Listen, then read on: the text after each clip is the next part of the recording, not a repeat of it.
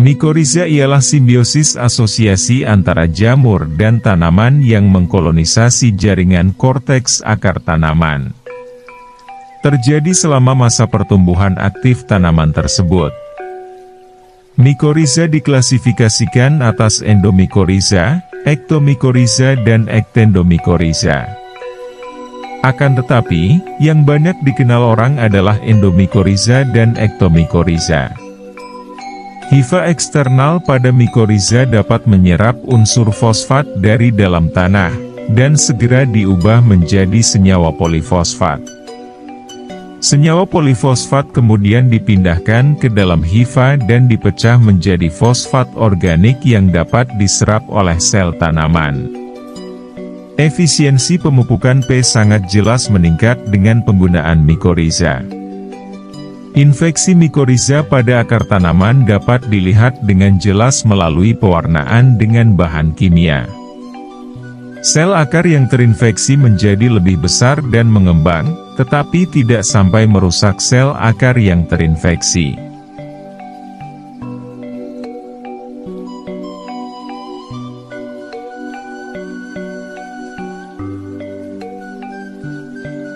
Mikorizа pada tanaman mampu meningkatkan penyerapan nutrisi dan air yang ada di dalam tanah.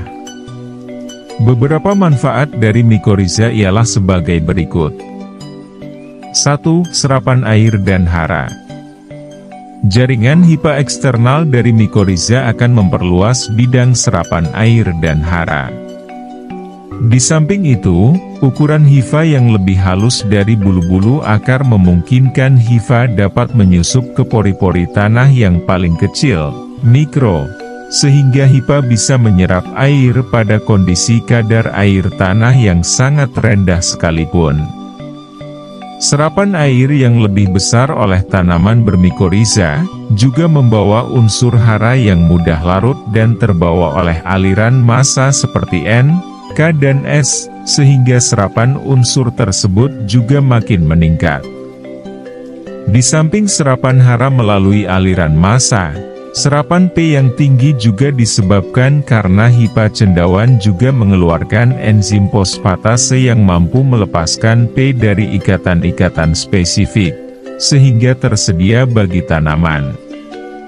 Mikorizа juga diketahui berinteraksi sinergis dengan bakteri pelarut fosfat atau bakteri pengikat N, inokulasi bakteri pelarut fosfat, PSB, dan mikorizа dapat meningkatkan serapan P oleh tanaman.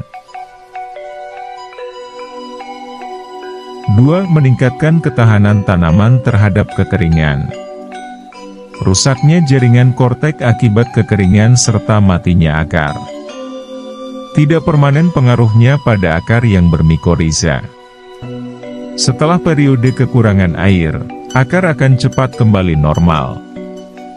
Hal ini disebabkan karena hifa jamur mikorizа mampu menyerap air yang ada pada pori-pori tanah saat akar tanaman tidak mampu lagi menyerap air.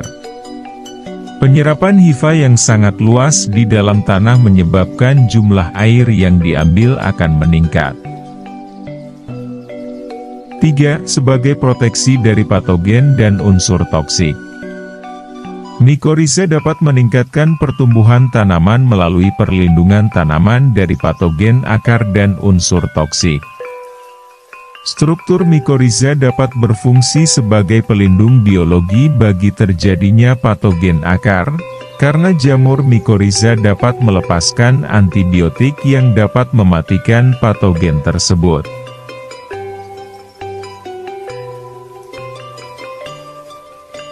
4. Memproduksi senyawa-senyawa perangsang pertumbuhan. Beberapa hasil penelitian menunjukkan bahwa jamur mikorizа dapat menghasilkan hormon seperti sitokinin, giberalin dan vitamin. 5. Merangsang aktivitas beberapa organisme yang menguntungkan.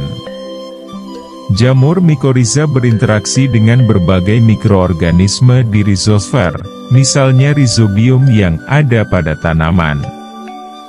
Mikorizа dapat berasosiasi dengan rizobium sehingga dapat meningkatkan serapan fosfor, serta juga dapat meningkatkan aktivitas nitrogenase yang selanjutnya dapat memperbaiki pertumbuhan akar dan mikoriza.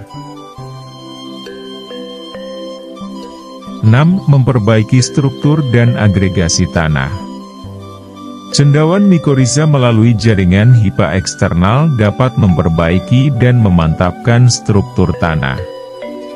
Sekresi senyawa-senyawa polisakarida, asam organik dan lendir oleh jaringan hipa eksternal yang mampu mengikat butir-butir primer menjadi agregat mikro.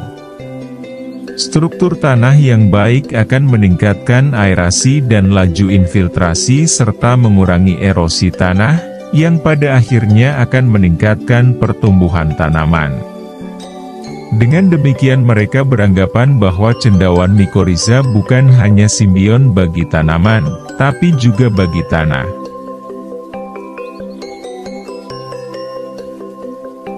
Demikianlah penjelasan singkat tentang manfaat dari jamur mikoriza bagi pertanian. Semoga kultum ini dapat memberikan tambahan wawasan baru serta bermanfaat bagi rekan-rekan petani yang ada di seluruh Indonesia.